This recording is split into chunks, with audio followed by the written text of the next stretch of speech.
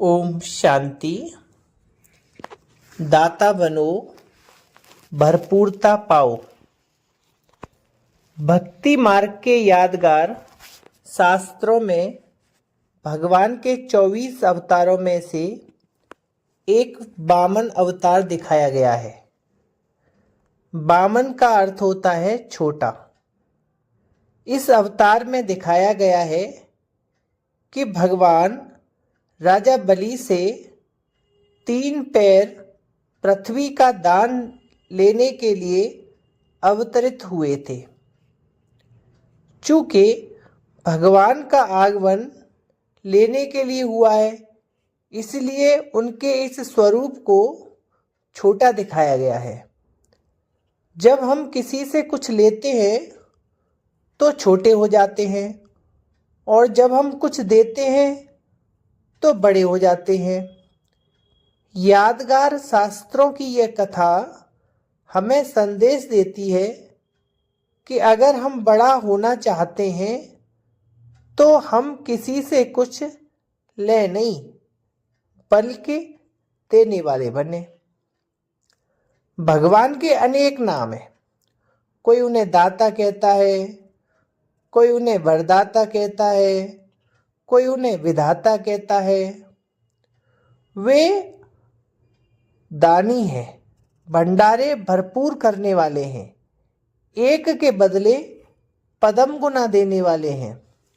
उसके लिए कहा जाता है कि लेने वाला लेता लेता थक जाए, लेकिन देने वाला उसके भंडारे कभी खाली नहीं होते। और यह भी कहा जाता है कि दाता एक राम और भिखारी सारी दुनिया। अर्थात देने वाला केवल एक ही है, बाकी सब लेने वाले हैं। राजा हो, संत हो, सब उसी से लेते हैं।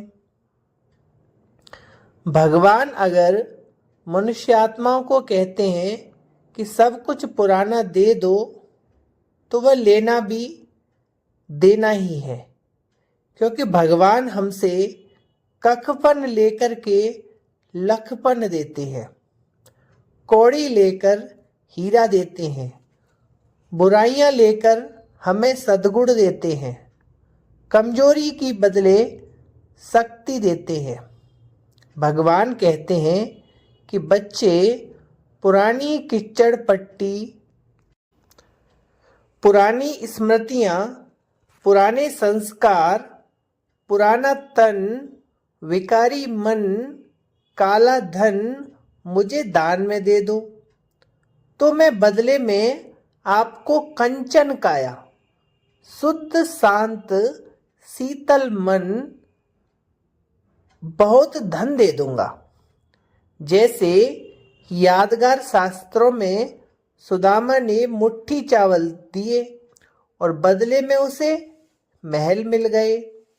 इसी प्रकार वर्तमान समय भगवान अगर हमसे कुछ लेते भी हैं तो वह कई गुणा करके देते हैं, पुराने के बदले नया देते हैं।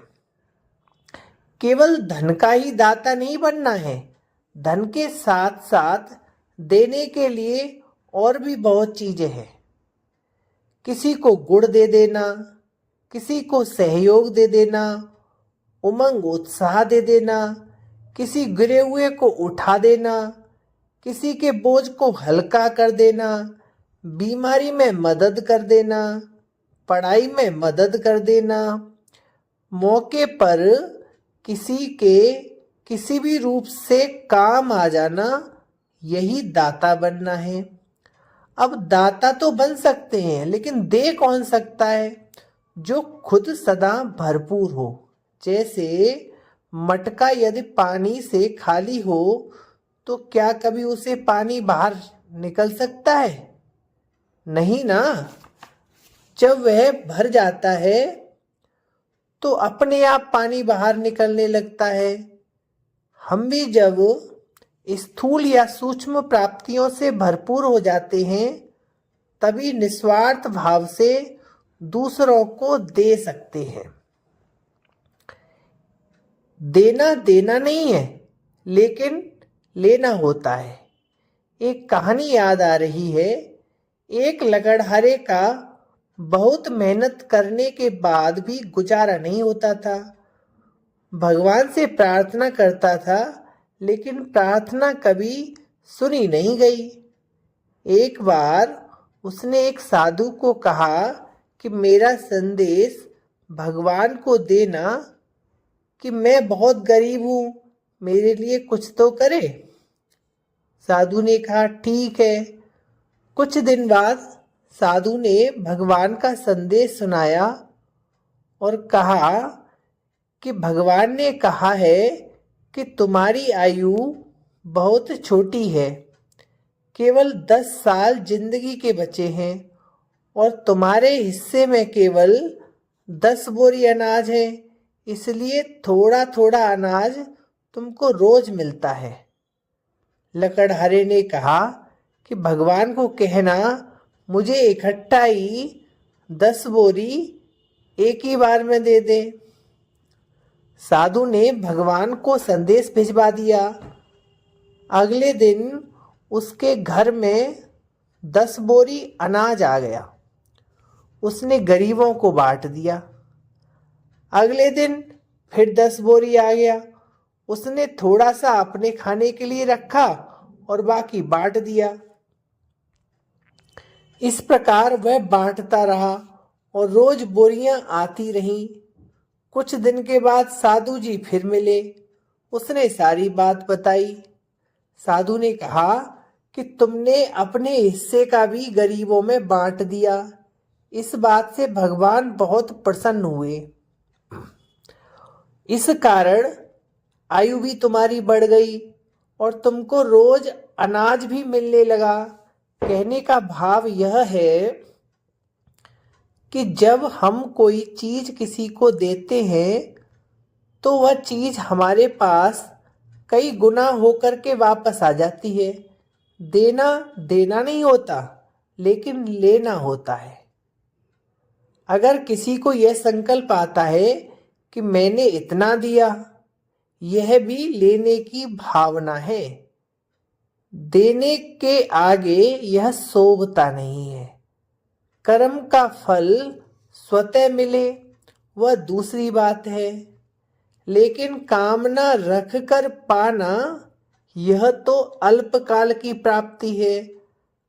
यह अल्पकाल की प्राप्ति अनेक बड़ी प्राप्तियों से वंचित कर देती है। प्राप्ति अप्राप्ति का साधन बन जाती है। दाता बनो। दाता का मुख्य गुण है उदार चित्त। उसका देने का द्वार कभी भी बंद नहीं होता। एक सेकंड भी देने के सिवाय नहीं रह सकता। जैसे कि मंदिर का दरवाजा सदैव खुला रहता है। जितना जितना देंगे उतना उतना व्यस्त रहेंगे।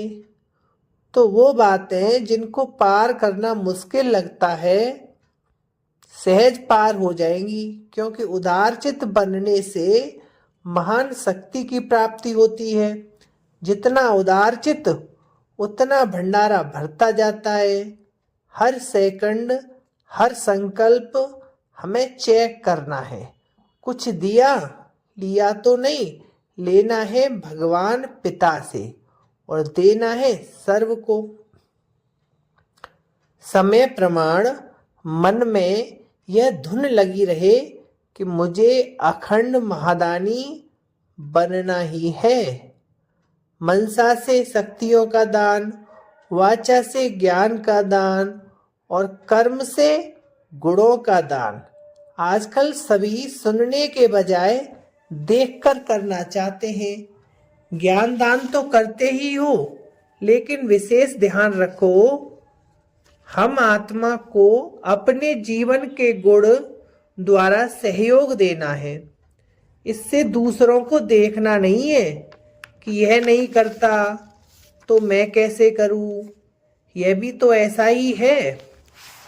जो स्वयं को निमित्त बनाएगा वह नंबर 1 अर्जुन हो जाएगा। अगर दूसरे को देख करके करेंगे तो नंबर 1 नहीं बनेंगे, नंबर वार में आएंगे। कोई कितना भी हिलावे, हिलना नहीं है। अखंड गुणदानी, अटल। कई एक दो को कहते हैं कि सभी ऐसे हैं, तुम ऐसे क्यों अपने को मारता हो, तुम भी उनसे मिल जाओ। कमज़ोर बनाने वाले साथी बहुत मिलते हैं, लेकिन हिम्मत, उमंग, उत्साह बढ़ाने वाले साथी चाहिए। खूब सेवा करो, लेकिन जमा का खाता बढ़ाते हुए करो। पहले स्वयं की सेवा, फिर सर्व की सेवा। मांगो नहीं कि यह मिलना चाहिए, यह होना चाहिए, यह करना चाहिए। एक दो को आगे बढ़ाने में फ्राक दिल बनो। छोटे कहते हैं कि हमको बड़ों का प्यार चाहिए। छोटे बड़ों का रिगार्ड रखें तो प्यार मिलेगा। रिगार्ड देना ही रिगार्ड लेना है। देवी देवता का अर्थ ही है देने वाले। अगर सभी दाता बन जाएंगे तो लेने वाले तो खत्म हो जाएंगे। फिर चारों ओर संतुष्टता की खुशबू फैल जाएगी। फ्राक दिल गिनती नहीं करते। आदिकाल सतयुग में कोई हिसाब किताब, गिनती, सौदेबाजी नहीं होती। वैसे ही संस्कार अभी ही भरने हैं। कई तो भगवान से भी सौदेबाजी करते हैं। आपस में तो सौदेबाजी बहुत ही करते हैं। शाहनशाह बनो, दाता के बच्चे दाता बनो। इसने किया तब मैंने यह किया, इसने 2 कहा तब मैंने 4 कहा, इसने 2 बार कहा तब मैंने 1 बार कहा। यह हिसाब किताब दाता के बच्चे नहीं कर सकते। कोई आपको दे न दे, लेकिन आप देते जाओ। इसको कहा जाता है दया भाव व कृपा दृष्टि। तो हे दयालु, हे कृपालु आत्माओं, देने वाले बनो। मुझे देना है, कोई दे नहीं दे, लेकिन मुझे दाता बनना है। संस्कार के परवश आत्मा को सहयोग देना है। दाता सदा रहमदिल होते हैं। किसी भी आत्मा के प्रति संकल्प मात्र भी रौब में नहीं आते। यह ऐसा क्यों, ऐसा करना नहीं चाहिए, होना नहीं चाहिए। ज्ञान यह कहता है क्या? यह भी सूक्ष्म रोब का अंश है। अगर कोई अलवेलेपन के कारण नीचे गिर भी जाते हैं तो दाता का काम है गिरे हुए को उठाना, सहयोगी बनाना, न कि ऐसे संकल्प या बोल बोलना कि क्यों गिरा, गिरना ही चाहिए, कर्मों का फल भोग रहे हैं, करेंगे तो जरूर पाएंगे। दाता परवश को भी स्वतंत्र बनाएंगे, पाप को पुण्य में परिवर्तन कर देंगे। किसी की कमी को न देख कमाल में परिवर्तन कर देंगे। यदि लौकिक या अलौकिक जीवन में हम समस्याएं निर्मित करते हैं, समस्याओं को बढ़ाते हैं, राई का पहाड़ बनाते हैं और फिर निमित्त आत्माओं का या बड़ों का उन समस्याओं के समाधान में समय लेते हैं, तो हम देने वाले नहीं बन सकते। क्योंकि दाता किसी का समय नहीं लेता, किसी की ऊर्जा भी अपने तन पर नहीं लगवाता। यह तो केवल देता है। अगर हम लेते हैं तो हमें देने का नशा नहीं रह पाता। हम जीवन को इतना सच्चा बनाएं, पारदर्शी बनाएं कि जीवन में कोई समस्या आए ही नहीं। अगर आ भी जाए तो इतना आत्मिक बल, नैतिक बल, आध्यात्मिक बल अपने पास जमा रखें कि उससे स्वयं निपट ले। लेकिन बड़ों का समय अपने पर न लगवाएं और ही अपने समय का योगदान बड़ों को सहयोग के रूप में दें। मुझे सम्मान दो, मुझे सम्मान मिलना चाहिए, मेरा सम्मान क्यों नहीं रखा जाता, इसका क्यों रखा, यह भी लेने की भावना, अर्थात कहें तो रॉयल भिखारीपना है। जरा भी किसी प्रकार की लेने की इच्छा अपने स्वमान से गिरा देती है। कोई मान नहीं दे, कोई मान दे, लेकिन मुझे देना है। मन में भावना तो है, लेकिन ऐसे विचार नहीं आए, मुझे करना ही है, मुझे सम्मान देना ही है। सम्मान देना अर्थात किसी को उमंग उल्लास में लाकर आगे करना। अल्पकाल के विनाशी मान का त्याग सारे कल्प में मान प्राप्ति का आधार है। स्वमान में स्थित हो निर्माण बन सम्मान देना ही लेना बन जाता है। दुआएं दो, दुआएं लो। दुआओं से जब खाता भर जाएगा तो माया भी डिस्टर्ब नहीं करेगी। जमा का बल मिलता है। राजी रहो, हर एक के स्वभाव का राज जानकर राजी करो। ऐसे नहीं कहो कि यह तो है ही नाराज। आप सबकी नब्ज को जान जाओ, फिर दुआ की दवा दो तो सहज हो जाएगा। देते जाओ तो मिलता जाएगा। जो भी आत्मा संबंध संपर्क में आए उसे कुछ न कुछ प्राप्ति जरूर करानी है। कोई भी खाली हाथ न जाए। वह उस दान को संभालते हैं यह नहीं, वह उनकी तकदीर हुई। आप अपना कर्तव्य करते चलो। वह पत्थर फेंके लेकिन आप रतन दो। सदा हर आत्मा के प्रति स्नेह खुशी के सुनहरी पुष्पों की वर्षा करते रहो। स्नेह की वर्षा दुश्मन को भी दोस्त बना देती है। वह माने न माने, लेकिन आप उसको मीठा भाई मीठी बहन मानते चलो। वह पत्थर फेंके, आप रतन दो, क्योंकि आप रत्नागर बाप के बच्चे हो, रत्नों की खान के मालिक हो, भिखारी नहीं हो। जो सोचो तब दे, तब मैं दूं। बुद्धि से भी यह संकल्प नहीं करना कि यह करे तो मैं करूं, यह स्नेह दे तो मैं दूं। यह भी हाथ फैलाना है। इसमें निष्काम योगी बनो। छोटी छोटी बातों के पीछे, तन के पीछे, मन के पीछे, साधनों के पीछे, संबंध निभाने के पीछे समय और संकल्प नहीं लगाओ। दान दो, वरदान दो तो स्वतः माया का ग्रहण समाप्त हो जाएगा। अविनाशी लंगर लगाओ।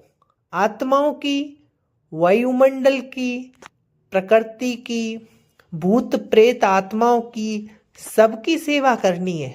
भटकती हुई आत्माओं को भी ठिकाना देना है। सब कुछ सेवा में लगाओ।